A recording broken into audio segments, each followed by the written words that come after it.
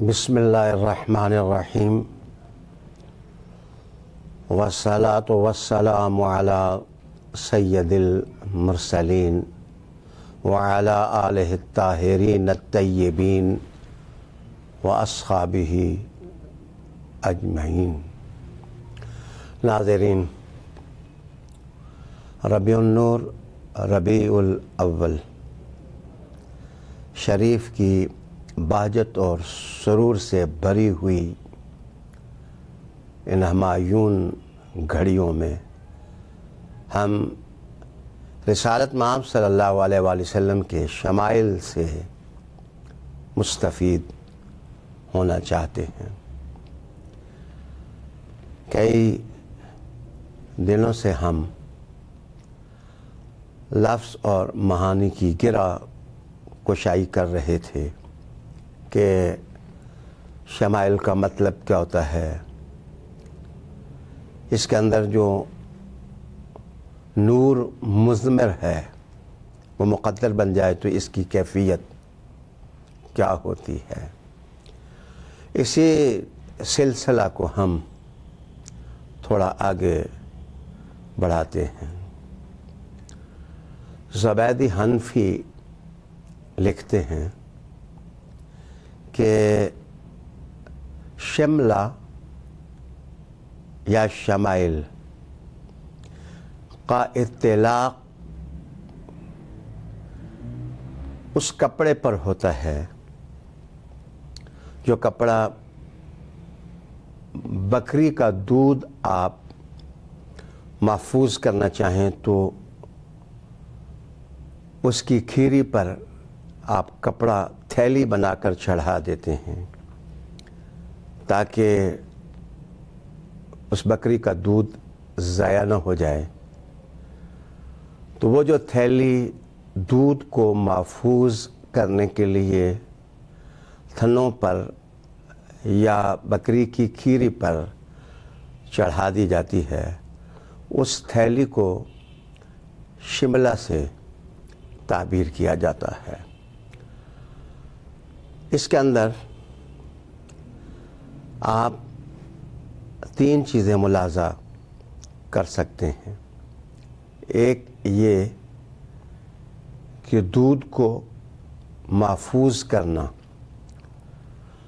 دوسرا معنی یہ کہ اگر بکری کے بچے بھی پئیں تو نظم و ضبط سے وہ پئیں، بے نظم وہ نہ پئیں۔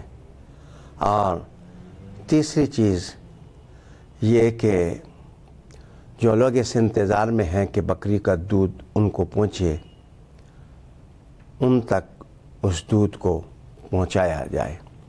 اگر یہ شملہ کا مفہوم ہے، اور یقیناً ہے، اس کا حوالہ بھی میں نے دیا کہ آپ یہ معنی اور مفہوم تاج العروس میں پڑھ سکتے ہیں۔ آئیے اب ہم اس کو سیرت کے ساتھ مربوط کرتے ہیں اور شمائل سے اس اعتبار سے ہم کس طرح مستفید ہو سکتے ہیں۔ تو جس طرح بکری کا دودھ اس کا مالک محفوظ کر دیتا ہے، یہ کس قدر سیرت کا درخشاں پہلو ہے کہ اللہ رب العالمین نے اپنے محبوب صلی اللہ علیہ وسلم کو جو کچھ دیا قرآن کی صورت میں، اس کے محفوظ ہونے کا عندیہ خود قرآن میں دے دیا۔ اِنَّا نَحْنُ نَزَّلْنَا الذِّكْرَ وَإِنَّا لَهُ لَحَافِظُونَ۔ اے نبی اور اے حبیب، یہ کتاب جو تیرے سینے پر نازل کی ہے، ہم نے اس کو محفوظ کر دیا ہے، زبروں کی طرف سے، زیروں کی طرف سے۔ یہ قرآن ہی رسول کریم صلی اللہ علیہ وسلم کا سیرت کا نقشہ بن گیا اور حضور کے شمائل کا نقش جمیل نظر آنے لگا۔ سلام انبیاء علیہ السلام کو اور اعلیٰ سیرتیں رکھنے والے اور خوبصورت صورتیں رکھنے والی قیادتوں کو۔ لیکن حضور صلی اللہ علیہ وآلہ وسلم کی ذات سے پہلے جتنے لوگ گزرے، کسی کی رات کی سیرت سلامت ہے تو دن کا معلوم نہیں، کسی کے دن کا معلوم ہے تو رات کا پتہ نہیں۔ جناب، آنکھوں کا حسن ہو یا کانوں میں سننے اور سماعت کی قوت اور ادراک ہو، سر ناز پر زلف عنبرین کا جمال ہو اور مہک ہو، یا پیشانی کا چوڑا ہونا اور اس کی شکلوں سے سورج ابھرنا اور قمر ابھرنا، جس نبی کے رات دن ظاہر باطن سب کو محفوظ کر دیا، وہ صرف اور صرف حضرت محمد الرسول اللہ صلی اللہ علیہ وآلہ وسلم کی ذات اطہر ہے، اور آپ صلی اللہ علیہ وآلہ وسلم کے شمائل ہیں۔ دوسرا اشارہ اس سے اس طرح بھی ہو سکتا ہے کہ جس طرح دودھ سے ضرورت پوری ہوتی ہے، اسی طرح انسانی ضرورتوں کو بھی پورا رحمت عالم علیہ السلامی کی دعوت کے نور سے کیا جا سکتا ہے۔ اور تیسری چیز یہ بھی کہ اگر آپ دیکھیں تو دودھ ویسے بھی لطیف چیز ہوتی ہے، خوراک میں پاکیزہ چیز ہوتی ہے، لیکن بکری کا دودھ وہ بہت ہی لذیذ اور پاکیزہ ہوتا ہے۔ اسے علم سے تعبیر ہمیشہ کیا گیا ہے۔ تو کہا جا سکتا ہے کہ حضور صلی اللہ علیہ وآلہ وسلم کے جو شمائل ہیں، آپ کی جو سیرت بیضاء ہے، جس آدمی کی جو ضرورت ہو اس کی وہ ضرورت پورا کرنے والی ہے۔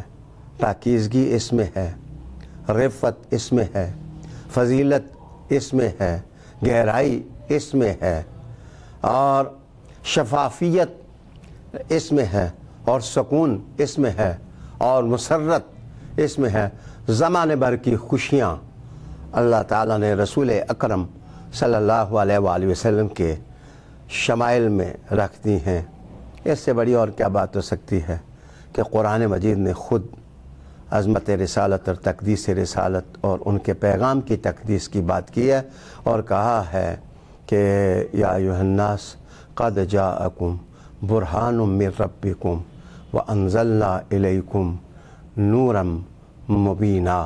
لفظ برہان کے اندر حسن بھی ہے، جمال بھی ہے، ادا بھی ہے، خوشبو بھی ہے، روشنی بھی ہے، دلیل بھی ہے، حجت بھی ہے، عظمت بھی ہے، فضیلت بھی ہے، معیار بھی ہے، نمونہ بھی ہے۔